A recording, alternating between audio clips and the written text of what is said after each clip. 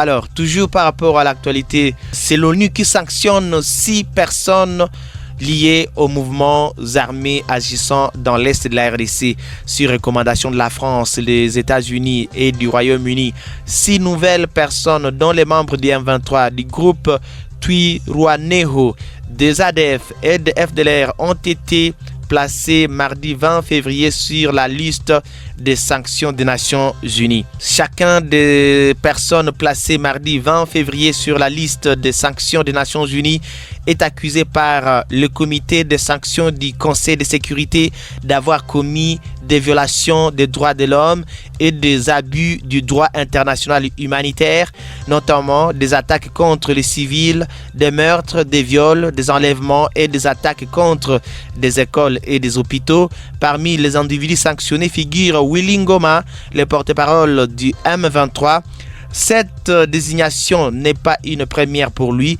Il est déjà inscrit sur les listes des sanctions des États-Unis et de l'Union européenne. Cette nouvelle a entamé un dialogue direct avec Kinshasa. Ce mouvement est également accusé par l'ONU d'avoir causé la mort d'au moins 150 civils au cours des 3 derniers mois. Également sanctionné, Michel Rukunda alias Makanika est le commandant du groupe armé Twirwaneho, actif dans les Sud Kivu. Malgré d'autres sanctions qui lui ont déjà imposé les États-Unis, son groupe a repris les hostilités récemment contre les milices Mai Mai dans le sud de Minembwe. Les experts des Nations Unies accusent aussi le groupe Twirwaneho de collaborer avec le M23. Alors, un autre individu sanctionné est Apollinaire Hakizimana, commandant de FDLR, déjà sous les coups des sanctions des États-Unis à raison de la menace que son groupe représente pour la sécurité des civils congolais et du Rwanda. 2 dirigeants des ADF sont également visés par les sanctions.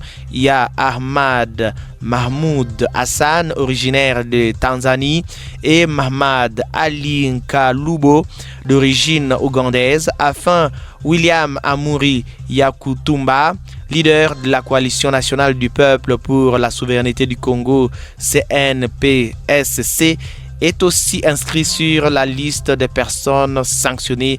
Ces annonces surviennent dans un contexte de regain des tensions dans l'est de la RDC.